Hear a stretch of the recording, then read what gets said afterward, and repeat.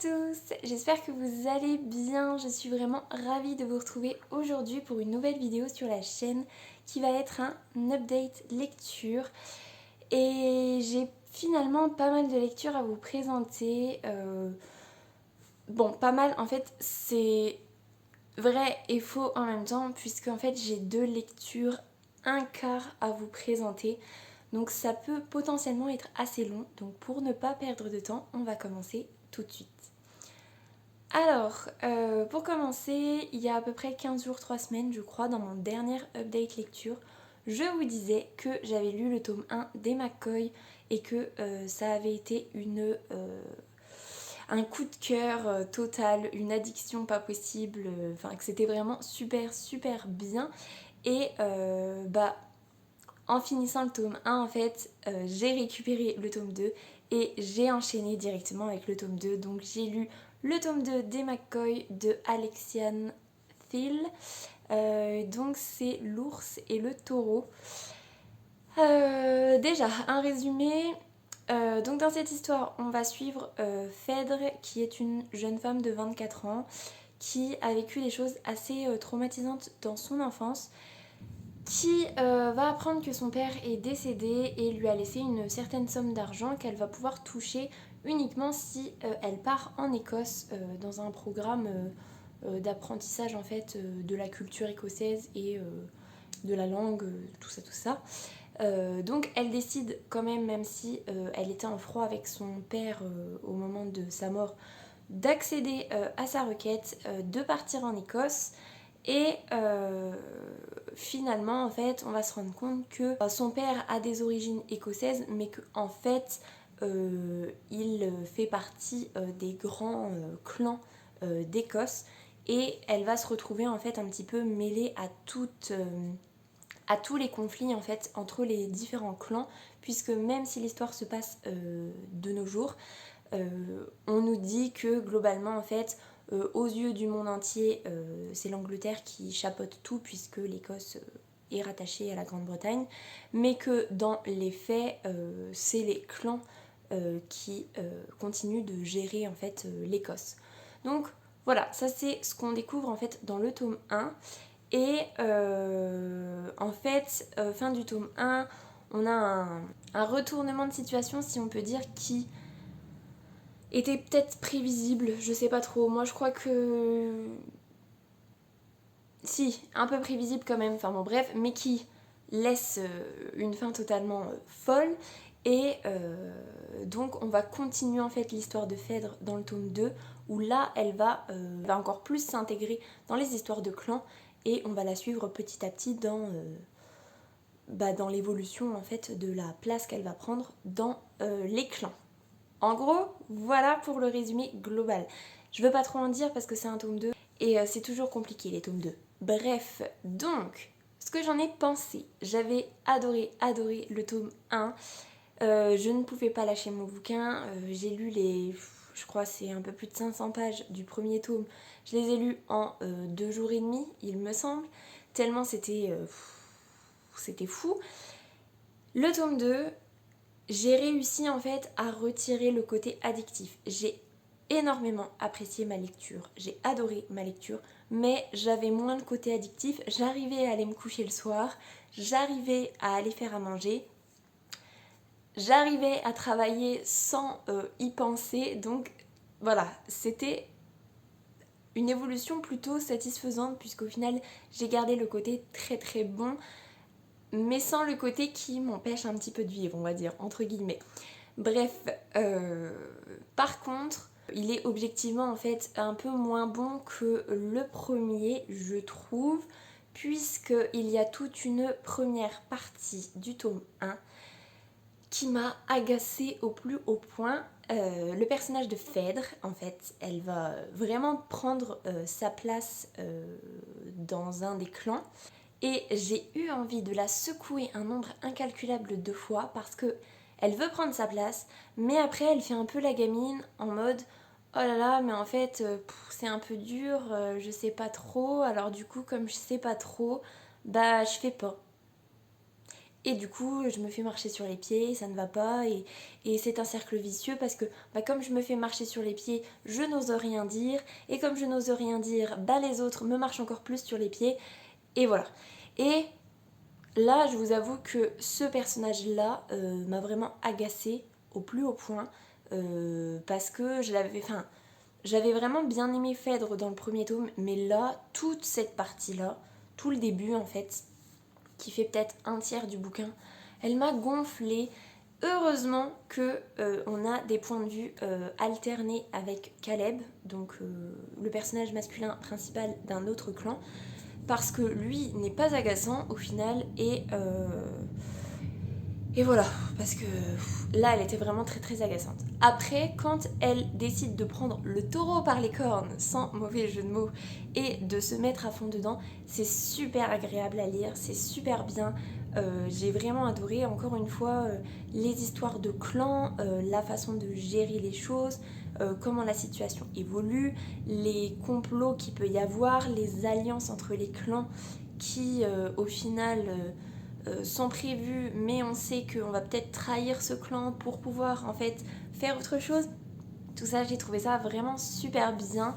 La romance qui est mise en place dans le tome 1 est développée, enfin est mise à mal en fait un petit peu dans ce tome 2 et continue d'évoluer. Mais c'est pas agaçant, j'ai pas trouvé ça agaçant du tout, au contraire. Le personnage de Phèdre qui en veut un petit peu à Caleb, on comprend pourquoi et là c'est justifié et on n'a pas du tout envie de lui dire non mais c'est bon, fais abstraction. Là c'est justifié, c'est bien, ça prend du temps et c'est ça que des fois dans certaines romances ça va un petit peu trop vite, il se passe quelque chose de très grave et le personnage féminin tout de suite en fait oh non mais c'est pas grave, j'oublie et je passe à autre chose. Non. Dans la vraie vie, je pense pas que ça puisse se passer vraiment comme ça. Ou alors, faut vraiment être pas du tout rancunier. Mais là, quand même, c'est du lourd. Donc voilà. Mais ça prend son temps, ça se règle de façon cohérente. Et ça, j'ai vraiment beaucoup apprécié. Donc, le côté romance, je l'ai trouvé top. Le côté Écosse, je l'ai trouvé vraiment top. Il n'y a que le personnage de Phèdre qui m'a agacée au tout début. Mais elle s'améliore et elle évolue vraiment super bien, donc ça c'est plutôt cool.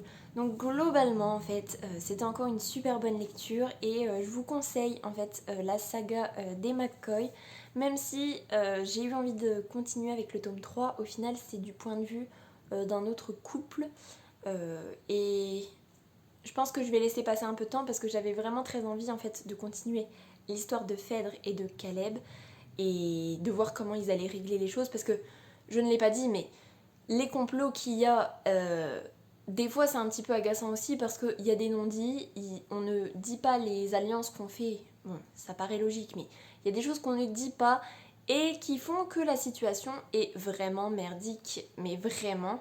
Et si tu disais les choses, en fait, peut-être qu'on pourrait régler le problème ensemble et que ça se passe beaucoup mieux.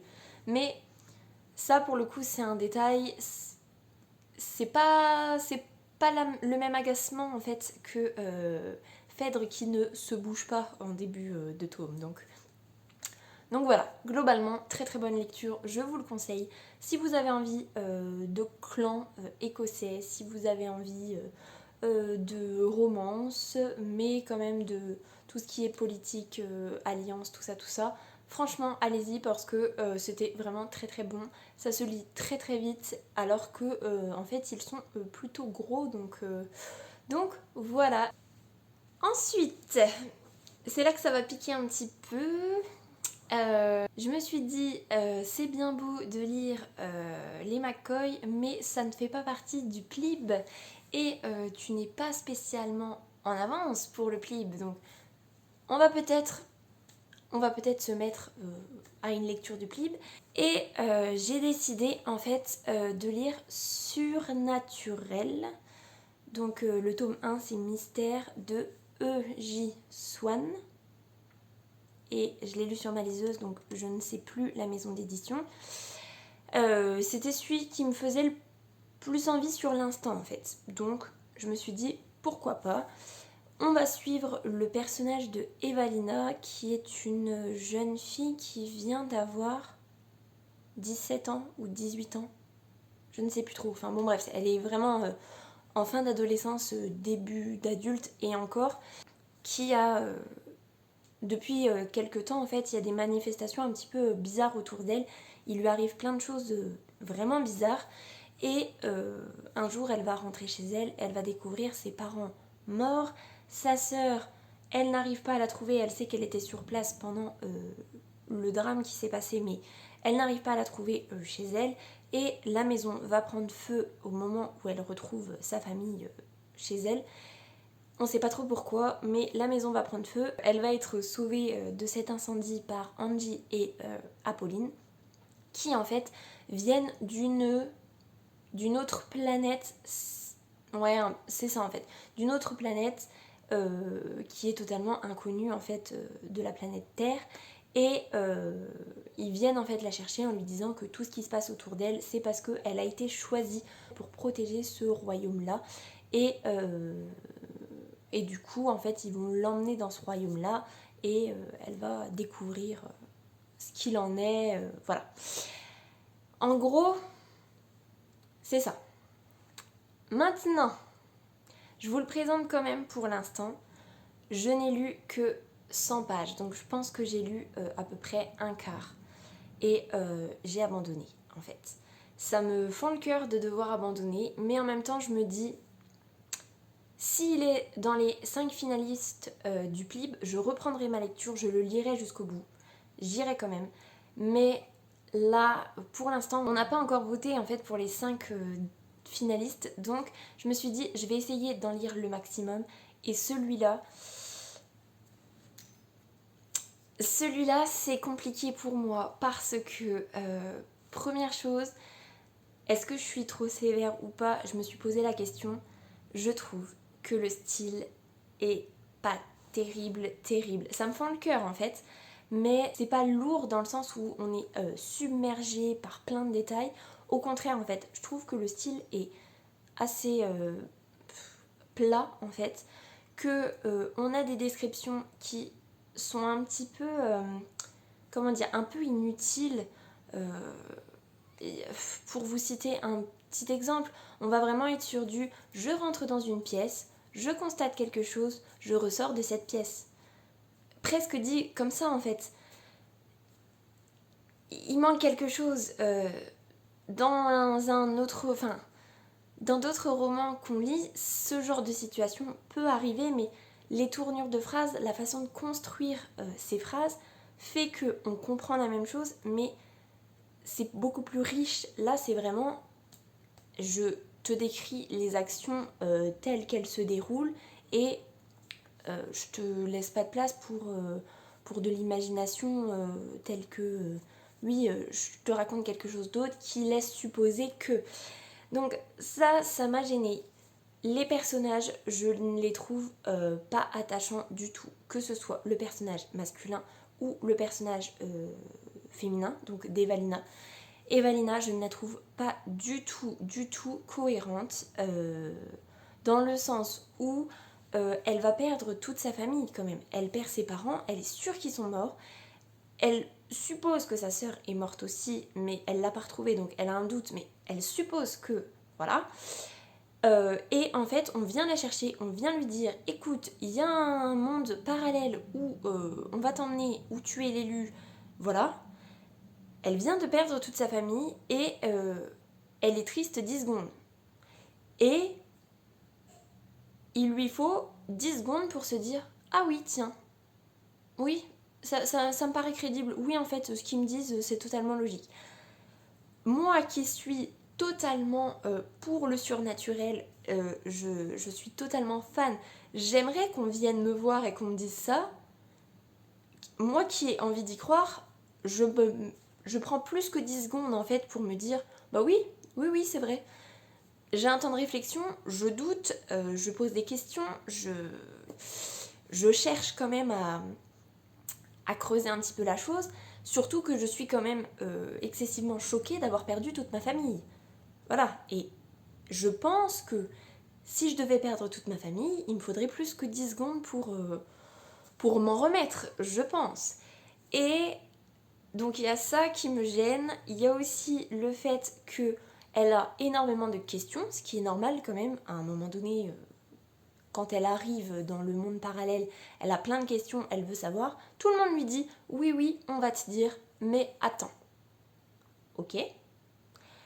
Et quand elle pose ces questions, oui, mais on va te le dire plus tard. Parce que là, non. Et en fait, on ne sait jamais rien. Enfin, on sait 2-3 trucs quand même. Il y a quelques questions qui trouvent leur réponse, mais globalement, on ne lui apporte pas de réponse. Et elle, ça la gonfle, ce que je peux comprendre, mais ça la gonfle, point. Elle va avoir un caractère nul envers le garçon, qui, ok, il fait un peu genre pas très très, comment dire, pas très très agréable de prime abord, mais tout de suite en fait, il va y avoir une animosité entre les deux qui n'est pas plus justifiée que ça pour moi en tout cas, et je trouve que ça fait vraiment... On a envie d'une romance entre deux personnes qui ne pouvaient pas se blairer de prime abord et qui vont réussir à tomber amoureux quand même. Et là, je trouve que c'est... comment dire, c'est fort, c'est très très fort, c'est vraiment... Je voulais une romance comme ça, je mets tout ce que j'ai pour que la situation soit comme ça et j'écris autour. En tout cas, c'est comme ça que moi je le ressens. Alors que normalement, non, c'est... J'ai mon histoire... Et j'aimerais bien en fait qu'il se passe ça et j'y intègre ce détail-là. Et pour moi, c'est vraiment l'inverse qui est fait et c'est ça qui me gêne énormément parce que du coup, quand je lis, j'ai vraiment l'impression que oui, t'as juste envie en fait que tes personnages ils ne s'aiment pas pour des raisons plus ou moins justifiées, les 3 quarts du temps pas trop justifiées. Et c'est parce que tu veux vraiment qu'ils se retrouvent après et que ce soit oh finalement en fait je t'aime et voilà. Voilà. Donc ça ne passe pas du tout en fait. J'ai réussi à lire 100 pages quand même parce que ça se lit plus ou moins vite quand même. Quand je lisais, au final, je passais pas mal de pages. Mais j'accroche pas du tout en fait. Il y a rien qui m'attire en fait, que ce soit le style, que ce soit... L'histoire de base en fait, quand j'ai lu le résumé, m'intriguait vachement. J'avais vachement envie de connaître l'univers, de savoir ce qu'il en était. Et ben, que ce soit les personnages, l'organisation des choses, les réactions des personnages, l'univers au final, et ben, ça ne le fait pas du tout pour moi. Donc voilà, super déçue pour celui-là, mais en même temps, j'ai lu que un quart. Peut-être qu'il devient excessivement bien après. S'il est sélectionné parmi les 5 finalistes, je reprendrai ma lecture et je le lirai jusqu'au bout, ça c'est sûr. Mais pour l'instant, je l'ai abandonné parce que ça le fait pas du tout pour moi. Et je suis super déçue parce que le pitch en fait me tentait vraiment. Et, euh, et là, non, c'est pas possible. Voilà. Donc super déçue. Après, il peut peut-être plaire, je sais que c'était marqué dans le résumé que c'est le roman à succès de plus de 2 millions, je crois, de lecteurs sur Wattpad. Déjà, ça aurait dû me mettre la puce à l'oreille parce que j'ai été lectrice sur Wattpad et je sais que sur Wattpad, on y trouve du très bon. J'ai lu de l'excellent sur Wattpad. J'ai même des romans dans ma bibliothèque qui viennent de Wattpad, qui ont été édités, qu'il a fallu que j'achète en papier tellement j'ai adoré. Mais j'ai lu aussi ce genre d'histoire-là où pour moi le style n'est pas à la hauteur d'un roman papier. Alors, je suis peut-être trop sévère, je suis peut-être trop habituée à lire de la fantasy, du fantastique, et du coup, là peut-être que objectivement, il est bon pour débuter là-dedans. Mais voilà, pour moi, ça le fait pas trop et ça me fend le cœur en fait. Donc voilà pour Surnaturel. Et j'ai quand même relu un autre livre, je voulais vous parler de 2 lectures pleines quand même aujourd'hui. Donc je me suis dit, je vais prendre quelque chose qui va se lire très très vite et que j'ai mis beaucoup plus de temps que prévu à lire. J'ai lu L'âme de l'empereur de Brandon Sanderson dans les éditions du livre de poche que j'ai eu dans ma box Once Upon a Book pour Noël. Il est tout petit, il fait 200 pages, c'est écrit relativement gros. Je me suis dit en 2 jours de boulot, c'est fait. Bah non, j'ai mis beaucoup plus longtemps. On va être sur un monde de fantasy. C'est un univers qui fait un petit peu japonisant quand même. C'est pas trop mon truc à la base, mais le pitch de base m'intéressait quand même vachement puisque on va suivre Shai qui est une faussaire qui a la capacité de créer des spirit temples qui sont en fait des sortes de sceaux qui vont changer complètement un objet ou une personne. C'est très mal vu dans la société. Elle vole des choses, elle vole des originaux en termes d'œuvres d'art qu'elle va remplacer par des copies.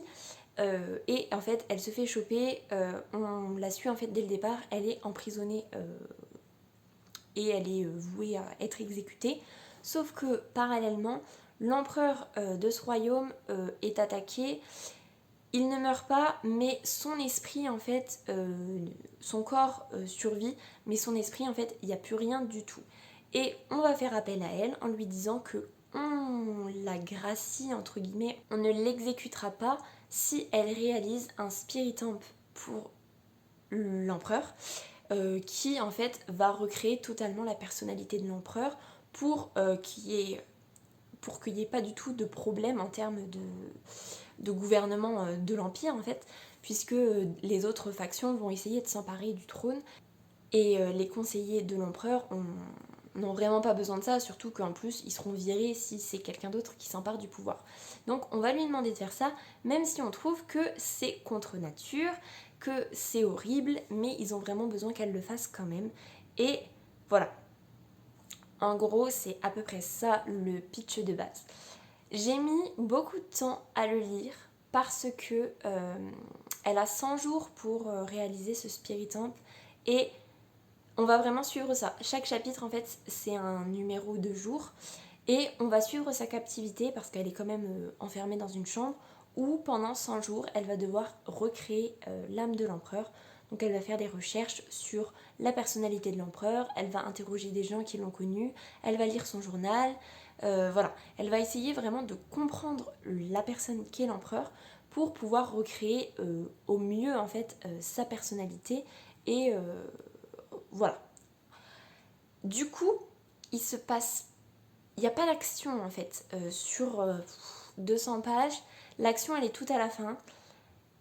On a peut-être 140 pages où c'est juste le quotidien, les échanges qu'elle va avoir avec les conseillers de l'empereur, les tests qu'elle va effectuer pour réaliser le spirit temple parce que c'est quelque chose de vraiment très très très ardu et on le comprend aisément, recréer l'âme de quelqu'un, on se doute que c'est pas facile. Du coup en fait c'est pour ça que j'ai eu un peu de mal. C'est du Brandon Sanderson, c'est très bien écrit, mais c'était un peu lent en fait comme récit et j'avais peut-être besoin de quelque chose d'un petit peu plus speed. Donc je me suis dit, ouais ce sera peut-être juste, ouais, passable, mais voilà, sans plus. Et en fait, la toute fin est génialissime. Quand il y a l'action qui se met en place, c'est vraiment super bien. Et au final, l'action, elle est d'autant mieux parce qu'il y a eu toute cette partie-là avant qui nous montre comment Shai fait pour créer le Spirit Temple et nous donne des petites bribes d'informations sur elle, sur les Spirit Temples qu'elle a créés pour elle-même. Et quand on voit le plan qu'elle met en place, elle, pour s'en sortir, en fait, c'est trop bien, c'est trop bien. C'est du Brandon Sanderson, en fait. Et franchement, j'en garde un super bon souvenir, même si au final j'ai trouvé ça très lent sur le début. Alors ça me dérangeait pas de lire parce que c'est bien écrit, c'est un univers qui n'est pas commun, donc il y avait plein de choses intéressantes, mais c'était très lent. Et franchement, la fin est tellement bien que en fait, c'était trop bien quoi. J'ai adoré.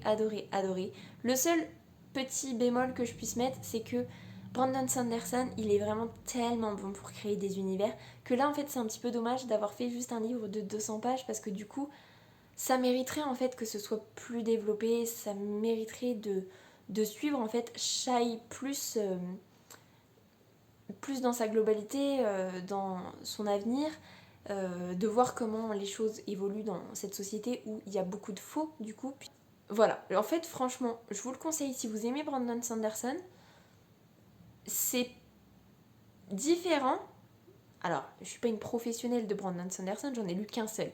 Mais si on compare avec L'Empire Ultime, le tome 1 que j'ai lu, pour moi c'est pas du tout pareil parce que L'Empire Ultime c'est quand même, il y a beaucoup d'action, c'est très dense. Là, pas trop, ça fait vraiment tout calme et on a la fin explosive qui est trop trop bien.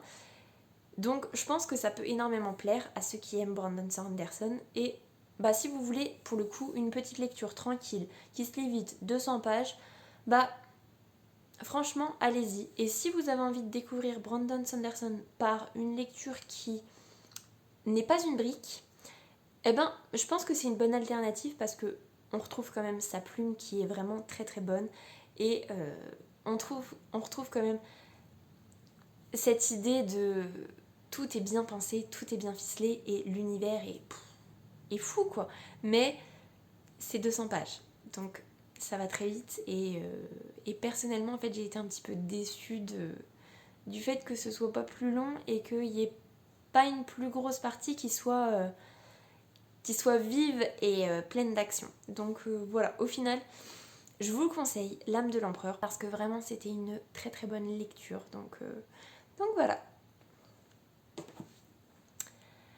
Et voilà pour mon update lecture. Ça fait beaucoup trop longtemps que je suis en train de filmer. Je pense que je me suis un petit peu trop étalée sur Surnaturel, malheureusement. Et ça me fait mal au cœur parce que c'était pas pour en dire du bien. Donc voilà, je suis un petit peu triste. J'espère que mes prochaines lectures du Plib seront meilleures. Celui que je suis en train de commencer a l'air mieux en termes d'écriture. Par contre, est-ce que je vais réussir à accrocher ou pas? Je ne sais pas. J'espère vous retrouver la semaine prochaine avec 2 lectures du Plib à vous présenter. Ça me ferait vraiment plaisir. Et en attendant, je vais vous laisser là-dessus. Je vous souhaite une très belle semaine, de très belles lectures. Et je vous dis à la semaine prochaine. Salut!